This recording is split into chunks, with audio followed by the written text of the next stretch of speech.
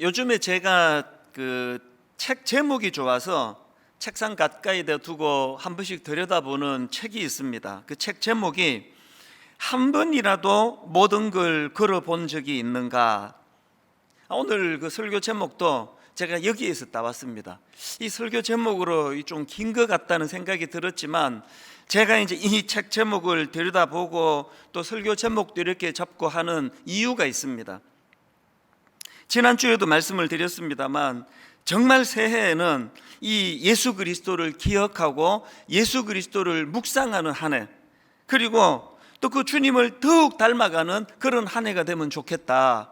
그런데 이게 뭐 매년 연초마다 한 번씩 던져주는 그런 차원이 아니라 진짜 여기에 한번 각오를 가지고 한번 모든 걸 걸고, 그래서 제가 이 책 제목을 보면서 한 번이라도 모든 걸 걸어본 적이 있는가, 이것들을 제 스스로가 지금 다짐하면서 되뇌이고 있는 중입니다.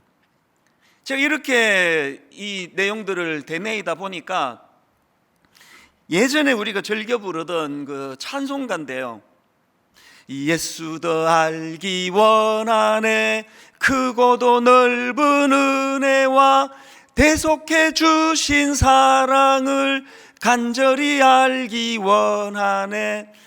이 찬양이 마음에서 얼마나 저를 흥을 막 이렇게 솟아나게 하는지 모릅니다. 후렴 가사에 보면은 내 평생의 소원, 내 평생의 소원, 대속해 주신 사랑을 아는데 어떻게 알기를 원합니까? 간절히 알기 원하네. 간절히 알기 원하네.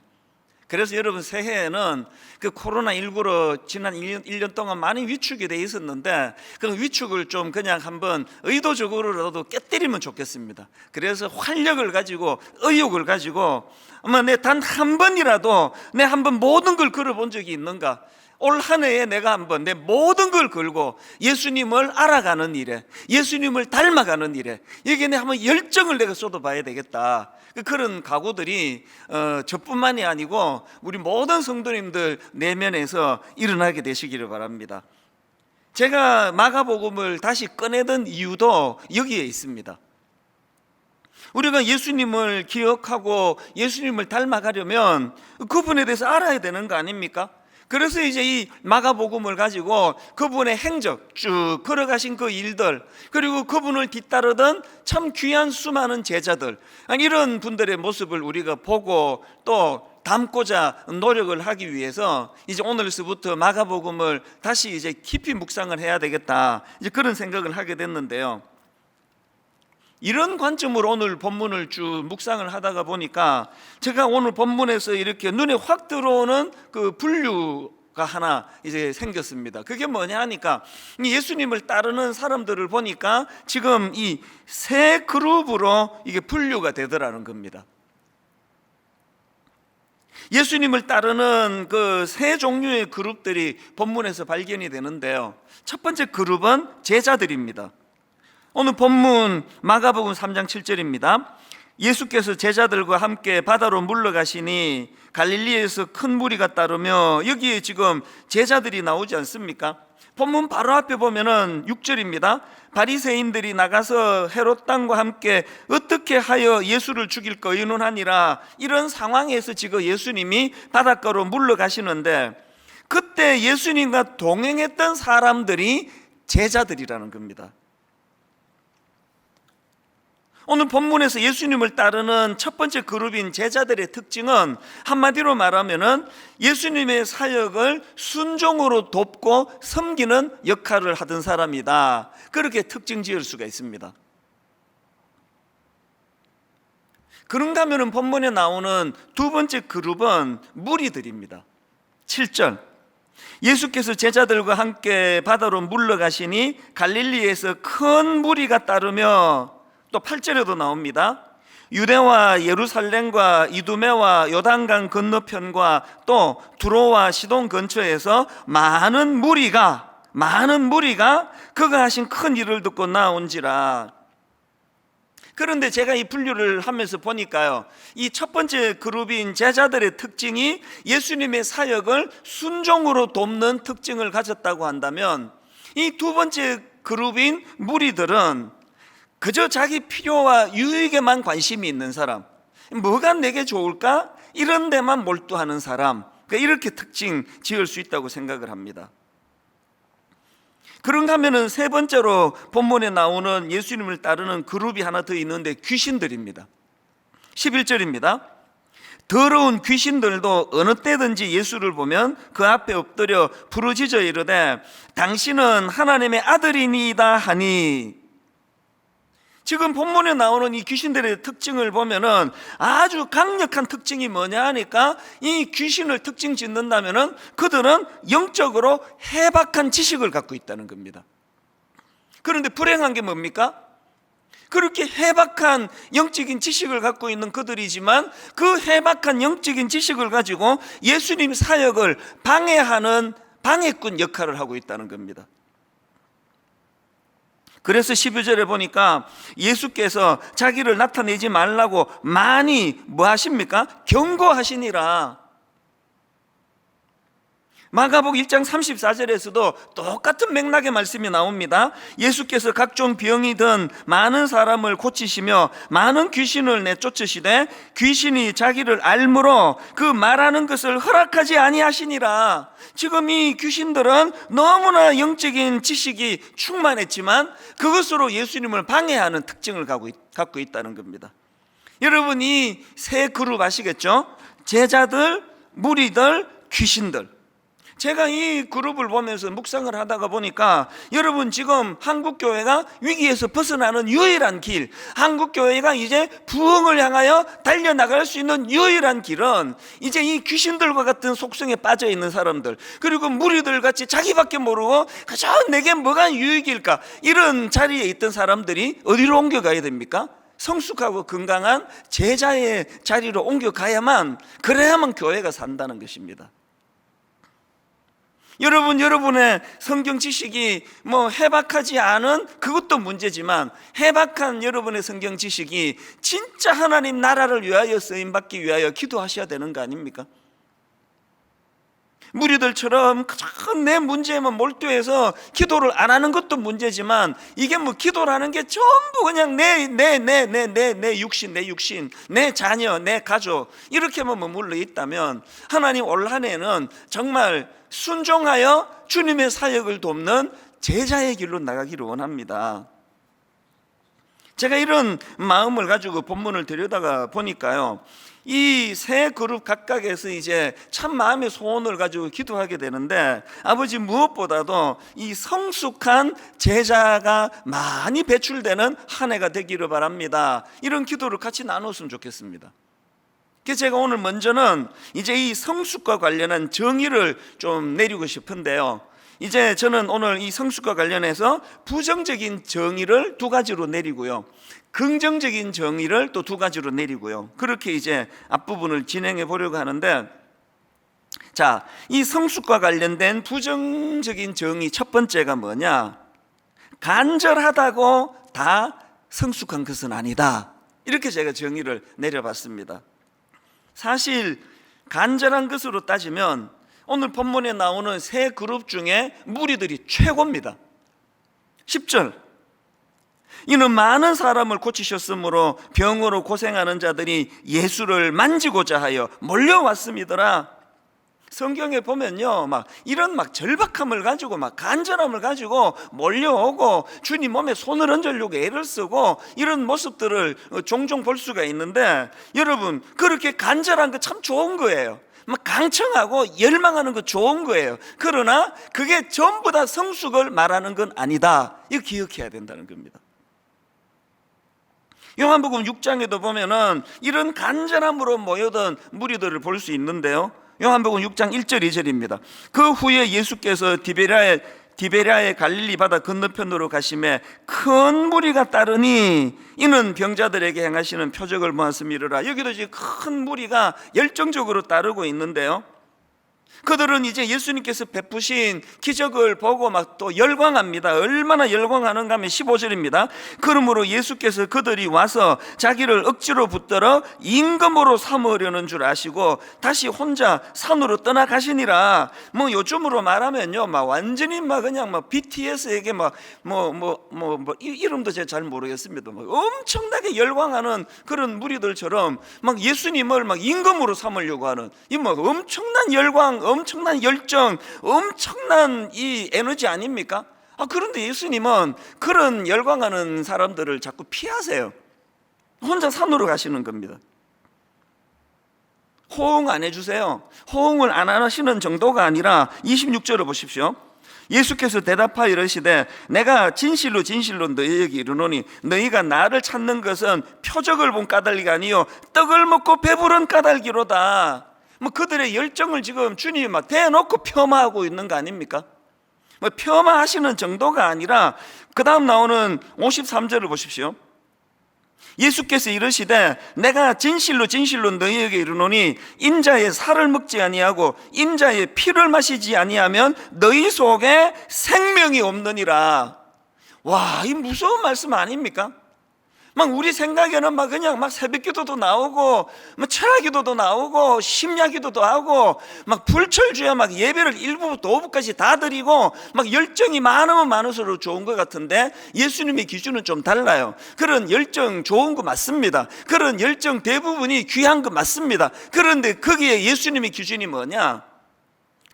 떡 먹고 배부른 까닭으로 모인 거, 너희 속에 생명이 없는 그 상태, 이런 상태로의 열정은 아무 소용이 없다는 겁니다. 우리는 이 사실을 두려워해야 돼요. 하나님, 원래 정말 열정을 회복하는 것도 중요하지만 제 안에 생명이 있기를 원합니다. 주님이 십자가로 말미암아 거듭난 영혼을 가지고 새 생명을 가지고 하나님의 자녀된 신분을 가지고 그것을 바탕으로 한 열심, 열정, 간절함, 이것을 회복하게 되기 원합니다. 그래서 저는 성수가 관련해서 간절하다고 다 성숙한 거 아니다. 이게 부정적인 첫 번째 제가 내린 정의고요. 두 번째 부정적인 정의가 뭐냐? 해박한 지식을 가졌다고 다 성숙한 게 아니라는 겁니다. 제가 앞에서 그 귀신들에 대하여 말씀드리지 않았습니까? 귀신들은 정말 예수 그리스도를 향한 정확한 지식을 가지고 있습니다. 그런데 제가 놀라는 것은요, 이런 놀라운 지식을 가지고 있는 그 귀신들을 정의하는, 귀신들을 향한 그 표현이 마음에 굉장히 이번에 새롭게 와닿았습니다. 자, 11절 12절을 보십시오. 귀신들을 어떻게 부릅니까? 더러운 귀신이래요. 더러운 귀신들도 어느 때든지 예수를 보면 그 앞에 엎드려 부르짖어 이르되 당신은 하나님의 아들이니다 하니 예수께서 자기를 나타내지 말라고 많이 경고하시니라. 이 더러운 귀신들, 그리고 그 너무나 놀랍고 정확한 지식을 가지고 선포하는데 그따위 소리 하지 말라고 경고를 하시는 거예요. 여러분, 우리가 예수 믿으면서 예수님에 관한 지식이 필요합니다. 오늘 수많은 성도님들 성경 너무 모르세요. 예수님을 사랑한다지만 예수님에 대한 지식이 너무 없습니다. 보통 문제가 아니에요. 그러나 여러분, 내가 지식이 없는 것도 문제지만 더 무서운 건 뭡니까? 그 지식이 거룩한 하나님 나라를 위해서 쓰이지 않으면 더러운 귀신.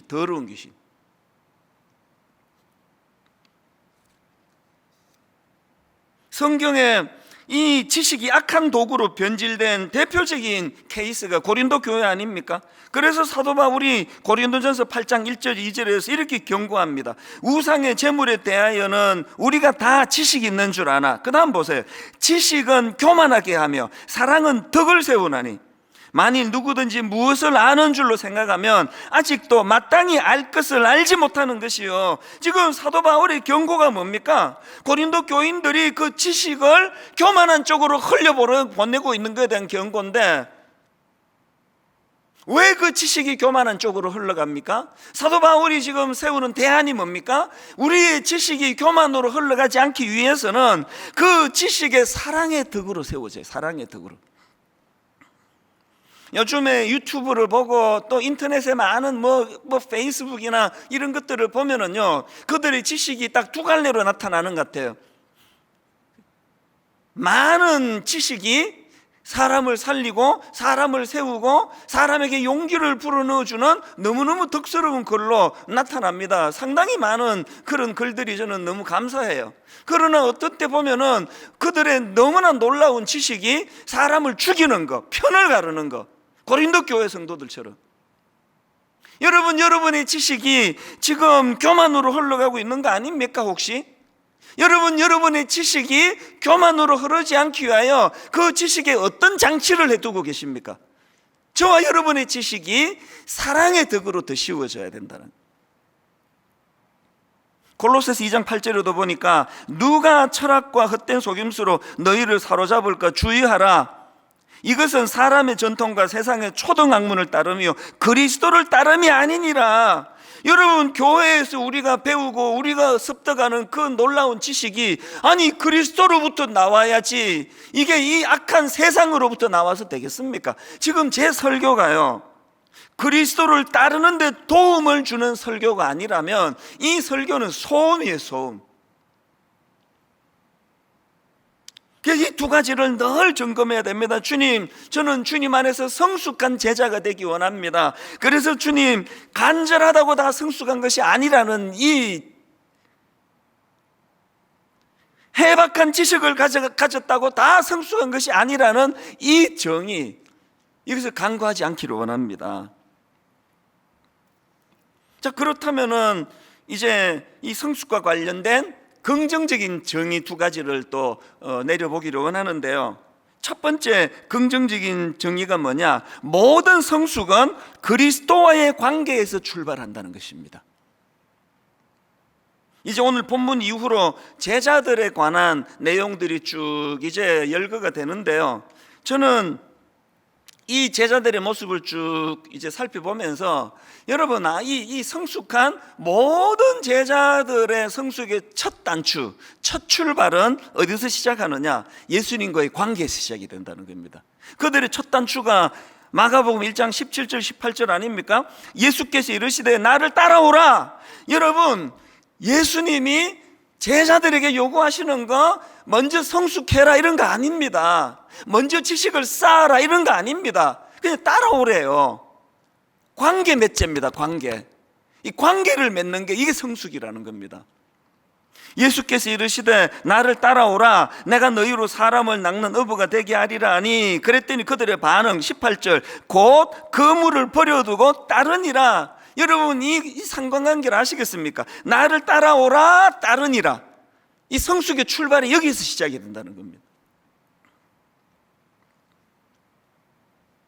제가 앞에서 인용했던 요한복음 6장 53절 예수께서 이르시되 내가 진실로 진실로 너희에게 이르노니 인자의 살을 먹지 아니하고 인자의 피를 마시지 아니하면 너희 속에 생명이 없느니라. 교회에서 지식인은 세상 학문을 많이 박사학위 받고 석사학위 받은 사람이 아니에요. 교회에서 가장 중요한 지식은 생명의 피가 있는, 너희 속에 생명이 없느니라는 이 말씀을 두려워하는 그 사람, 하나님과의 관계가 잘 정립이 되어 있는 그곳에 성숙이 있다는 것입니다.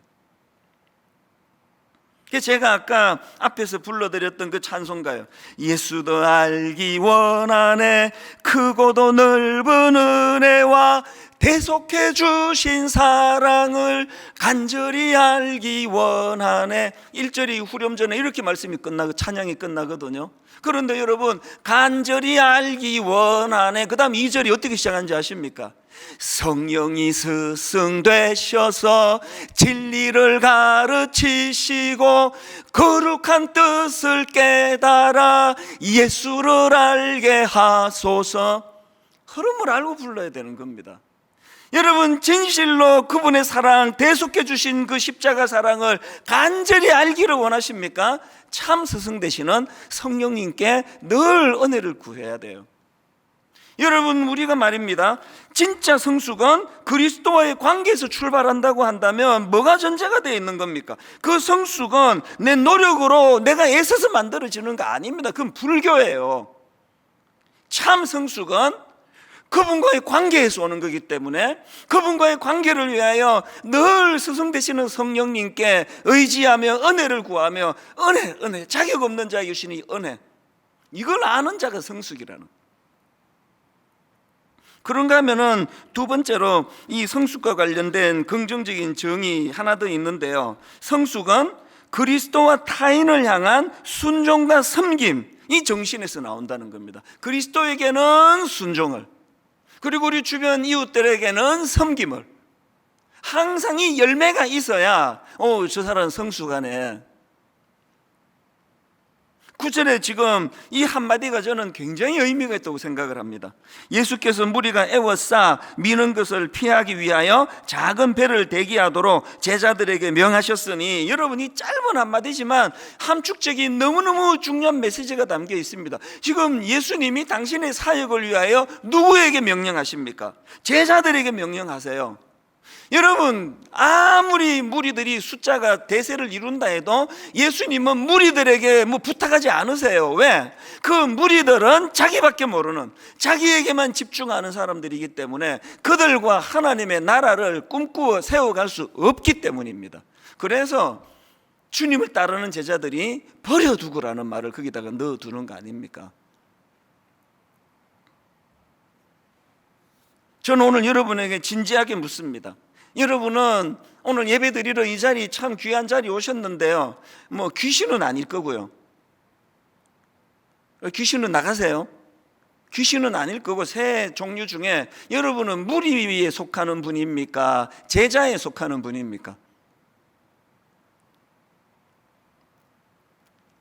마리아가 예수님의 육신의 어머니 역할을 맡았다, 그거 우리 너무 잘 알고 있는데요, 그 과정이 저는 그게 정말 눈물로 읽혀집니다. 여성으로서 그 하나님의 너무 무겁고 준엄한 사명을 수용한다 할 때는 그가 앞으로 겪게 될 너무너무 두려운 그 모든 것들, 이거는 목숨을 내놓는 거 아닙니까? 그런데 마리아가 누가복음 1장 38절에서 그 준엄하신 하나님의 사명 앞에 이렇게 고백합니다. 마리아가 이르되 주의 여종이오니 말씀대로 내게 이루어지이다. 하나님께서 그 시대에 제일 똑똑한 여자를 찾으신 거 아니에요. 제일 유능한 그 누구를 찾은 게 아니라 순수한 마음으로 주의 여종이오니 말씀대로 내게 이루어지이다. 오늘 여러분 꼭 기억하셔야 됩니다. 무리들이 보여준 그 열정, 우리 그거 회복해야 돼요.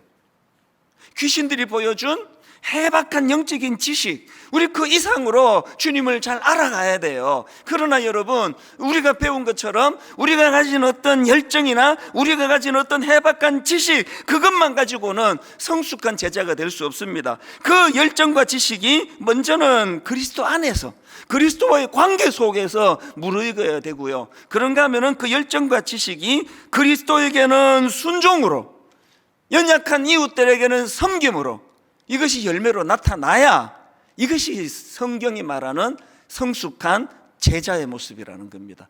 제가 이런 내용들을 쭉 묵상을 하다가요, 참 신기하게 바로 이런 성숙한 제자의 본이 뭔지를 제가 어느 칼럼을 읽는데 거기서 제가 발견했습니다.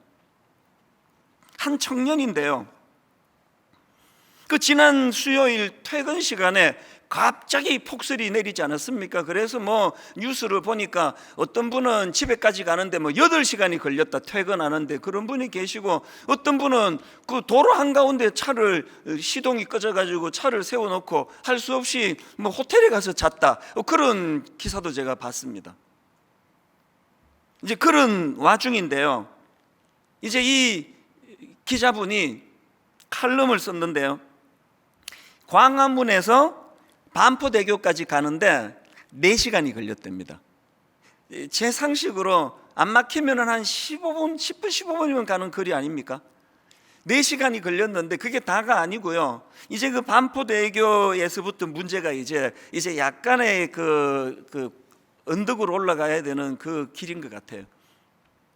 차가 안 가는 겁니다. 계속 미끄러지고 바퀴가 헛돌고, 그러다가 또 이제 어떤 차는 방전이 돼버려 가지고 이제 도로 중간에 차가 이제 서 있고 이러니까 완전히 이제 차가 그냥 무슨 대형 주차장처럼 마비가 돼버린 겁니다. 여성이다 보니까 그 상황이 마음에 굉장히 이제 두려움이 밀려왔다고 그러는데요, 그 상황에서 너무나 감동적인 한 장면을 이분이 보신 거예요. 그리고 그 장면은 눈물 한 방울이 뚝 떨어졌대요. 어느 대목인가 하니까요, 청년 한 사람이요, 아마도 그 도로에 서 있던 버스에서 내린 것 같대요. 청년 한 사람이 내리더니 그 도로에 멈춰선 자동차에게 다가가더니 어쩔 줄 몰라 하는 그 운전자를 도와서 그 차를 밀기 시작하더래요. 어느 지점에서 이 칼럼 쓰신 기자분이 눈물이 한 방울 똑 떨어졌냐 하니까, 그렇게 청년 하나가 어디서 나와가지고 그 정책 서 있는 차를 미니까 그것이 출발이 돼가지고요, 여기저기에서 승용차에서 운전자들이 내려가지고 함께 그 차들을 밀어내기 시작하는데, 그때부터 꽉 막혀있던 정체된 도로의 길이 서서히 열려가기 시작하더라는 겁니다. 제가 그 칼럼을 읽는데요, 지금 이런 설교를 준비하다가 보니까 이게 지금 성경이 말하는 제자의 모습이구나. 여러분, 헛된 지식이 뭡니까? 버스에 앉아가지고 뭐 계산하는 겁니다. 이건 이래서 문제고 저건 저래서 문제고, 한국 사람들은 이기적이래 가지고 양보 안 해서 문제고 소금 안 뿌려서 문제고, 그런 지식은 다 헛된 지식이에요. 그 따뜻한 온기가 있는 그 버스에서 내려가지고 나 하나 이것만 밀어가지고 되겠네 이런 생각도 안 하는 거 아닙니까? 내가 할 수 있는 일을 행하는 그 일, 그 모습에서 많은 사람들이 함께 뒤따르는 거. 그래서 저는 그 글을 읽으면서 그 글에 나오는 이 청년 한 사람, 이 청년 한 사람이 보여주는 그 모습이 상징적으로 참 많은 메시지를 준다. 그 눈물 한 방울의 의미가 이런 거구나. 사실 여러분 뭐 다 지난주 그러셨겠지만, 지난주에 그 정인이라는 그 예쁜 그 입양된 아기가 그만 양부모의 학대로 숨진, 이것이 이제 모든 우리 국민들을 분노하게 만들고 슬프게 만들지 않았습니까? 자녀 키우는 부모라면 거기에 마음이 맺히지 않는 분 아무도 없었을 거예요. 그래서 그냥 뭐 발칵 뒤집어지더니 한 며칠 있다가 또 그 양부모가 또 크리스찬이라고 그것이 알려지면서 또 한 번 이제 또 수많은 교회와 크리스찬들을 그저 입만 사는 것들이라고 그런 비판이 쏟아지는 글들을 보면서 제 마음 한편으로 목사로서 너무 부끄럽고 또 너무 비참하고, 정말 마음에 언제까지 이런 잘못된 악순환이, 이런 부끄러운 일들이 계속 이렇게 어떻게 해야 이거를 중단시킬 수가 있나, 너무너무 무거운 마음으로 한 주간을 보냈는데, 여러분 그런데요, 그 지난 한 주간 이런 무거운 제 마음에 너무너무 고마운 얼굴들이 많이 스쳐 지나가는 겁니다. 그분들이 제게 용기를 잃지 않도록 정말 손을 잡아주신 분들이에요. 어떤 얼굴이 떠올라졌는가 하니까요, 지금 이 크리스찬 양부모 때문에 너무나 비난을 받고 있던 그 와중에 떠올랐던 얼굴은요, 예를 들면은 우리 교회에서 저랑 같이 사역하던 우리 교회 출신, 지금 부산에서 담임 목회를 하고 있는 그 목사님의 얼굴이 떠올려지는 거예요. 어제 제 아내랑 이야기하면서 참 제가 그 부부가 고맙다. 그 목사님 부부가 어린 아기를 입양을 하고 이 아이를 잘 키우고 싶은 마음의 소원으로 아이를 잘 키워보겠다고 상담학 공부를 시작했다. 그 얘기를 제가 새삼 기억하면서 너무 고마운 거예요. 그런가 하면은 최근에도 제가 아는 이분도 사모님입니다. 목사님 가정에서 입양을 했는데요, 오래전이죠. 아주 어릴 때 입양을 했는데 제가 봐도 이건 좀 과하다 싶을 정도로 모든 걸 다 쏟아붓습니다. 그런데 뭐 사춘기가 되면은 뭐 누구나가 다 사고 치는 거 아닙니까? 그렇게 입양한 그 아이가 이제 무슨 사고를 쳤나 봐요. 너무너무 난감하고, 구체적으로 더 설명을 못 드립니다. 너무너무 난감한 그런 일을 겪었는데, 그거를 진짜 조금도 귀찮아하지 않고, 그리고 뭐 이게 뭐 내 딸이니 남의 딸이니 이런 것 자체는 안중에 뭐 원래부터 없었습니다. 그러면서 뭐 애들이 다 그냥 사고치고 그러면서 크는 거지 뭐. 너무너무 아름답게 수습해가는 그 목사님 사모님 보면서요, 지난 주간에 자꾸 그분들 생각이 나면서 고마워지는 거예요. 제가 아는 장로님 그 두 어린 아이 입양을 해서 그 부부가 너무너무 아름답게 그 아이들을 돌보고 키우시는 그 모습이 지난주 내내 내 마음을 너무 기쁘게 했단 말입니다. 오늘 여러분, 제가 이 말씀을 준비하면서 지난 한 주 너무 마음이 아프고 너무 부끄럽고 너무 억장이 무너지는 그런 마음 한편으로 내가 발견한 너무너무 신실한 섬김을 아는, 순종을 아는 제자들이 많이 있다는 걸 확인하면서 마음이 얼마나 기뻤는지 모릅니다. 그 중에 하나가 성탄절 헌금입니다. 너무 마음이 아픈 지난 한 주 동안에 이것 때문에 마음에 기쁨이 물밀듯 밀려왔습니다. 이번 성탄절날 헌금을 한번 하자. 그래서 미자리 교회 난방비 좀 도와드리고, 또 우리 미혼모와 결식아동 이런 취약계층에 있는 이웃들이 겨울에 어려운데 이분들 좀 도와주자. 그랬더니요, 이번에도 예상을 훨씬 뛰어넘는 큰 헌금이 모금이 된 겁니다. 성탄 헌금이 무려 14억 3천여만 원이 들어왔습니다. 너무너무 감사했던 건 헌금 금액도 금액이지만 이 헌금한 분들의 숫자가 거의 6천여 건이에요. 분당 우리의 성도도 있지만 뭐 더 많은 분들이 해외에서, 미국에서, 지방에서, 그리고 참 눈물의 사연을 보내면서 이 헌금의 의미를 그렇게 모여진 이 어마어마한 헌금을 가지고요, 지난 한 주간 동안 회의를 하고 의논을 하면서 이번에 교단을 초월해 가지고 또다시 미자리 교회 2천여 교회에 약 10억여 원의 난방비를 지불하게 된 게 뭐 가슴이 벅차요. 너무 감사한 겁니다. 미혼모 결식아동들을 돕는 이 취약계층에다가 약 3억 1,600만 원을 우리가 후원을 하게 됐다는 사실이 얼마나 감사했는지 모릅니다. 그리고 해외 곳곳에서 수고하시는 선교사님들 마스크 지원 사역에 1억 1,000만 원을 이번에 우리가 사용할 수 있게 됐고요. 그 외에도 코로나 의료진 지원 사업, 그래서 우리 청년들이 고맙게도 일일이 손편지를 다 써가지고 그래서 이제 물품을 만들어서 지금 코로나 의료진 고생하는 분들에게 전해줬더니 이분들이 사진을 찍어 올리고 크리스찬, 난 크리스찬 구분하지 않고 너무너무 고마움을 표하는데, 이 모든 일이 가능하게 된 게 바로 여러분들 아닙니까? 분당 우리 교회가 무슨 헌금하면 이름을 주보에 올리기를 합니까? 무슨 사연을 알리기를 합니까? 아무것도 해드리는 게 없는데 그야말로 주님 한 분 보고 순종과 연약한 이웃을 섬기고자 하는 그 마음만으로 헌금이 이렇게 나왔다는 게 얼마나 제 마음을 뜨겁게 했는지 모릅니다. 지난 주 중에요, 우리 교회 40여 명의 교역자들이 거의 2천여 교회 목사님들과 통화를 했습니다.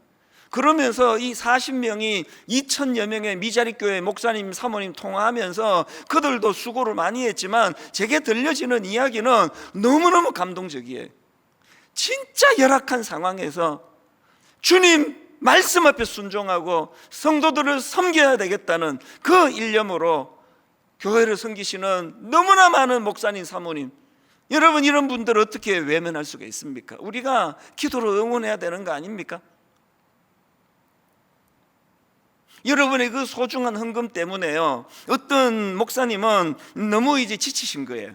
그래서 이제 목회 접어야 되겠다, 뭐 이거 목회 접어야 되겠다, 그렇게 낙심해 있었는데 이번에 난방비를 지원해 드리겠다는 전화를 받고서 하나님께서 저에게 또 힘을 주시는군요. 힘을 내보겠다는 거 아닙니까?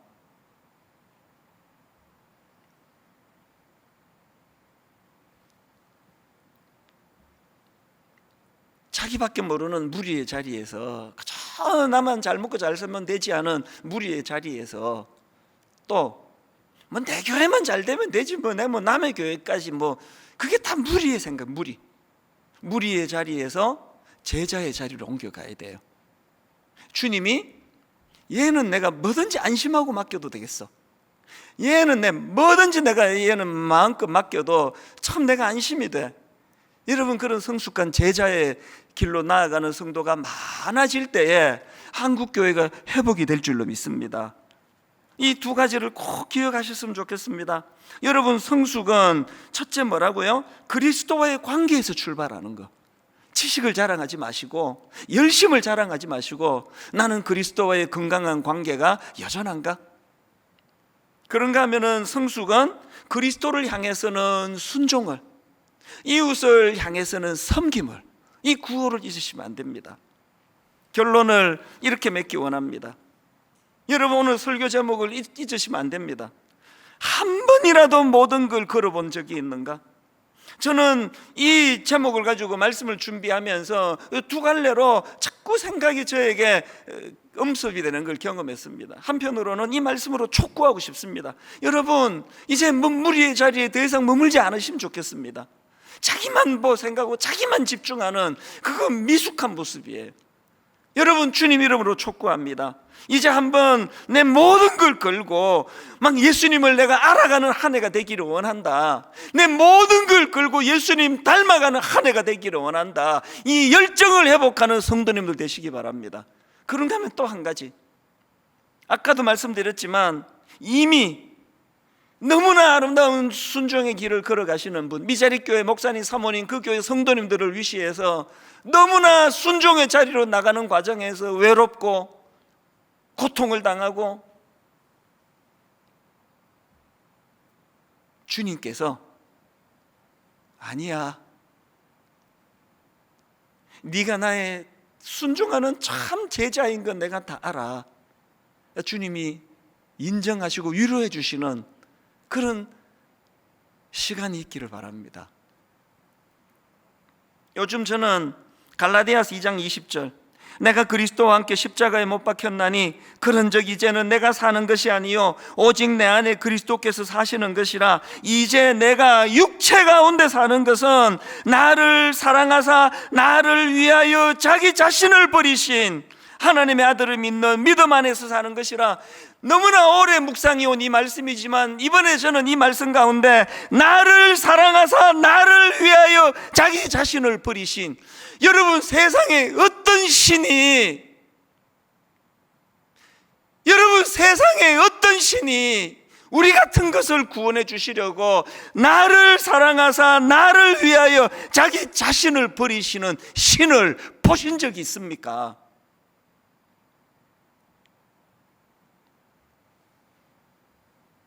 나 같은 거 구원해 주시려고 한 번이라도 모든 걸 걸어본 적이 있느냐 말씀하시는 그 주님께서 당신의 전 존재를 걸고 모든 것을 걸고 우리를 구원해 주셨기 때문에, 여러분, 우리가 그 은혜의 감격을 회복하고, 주님 부족하지만 저도 한번 모든 것 걸고 주님을 알아가기 원합니다.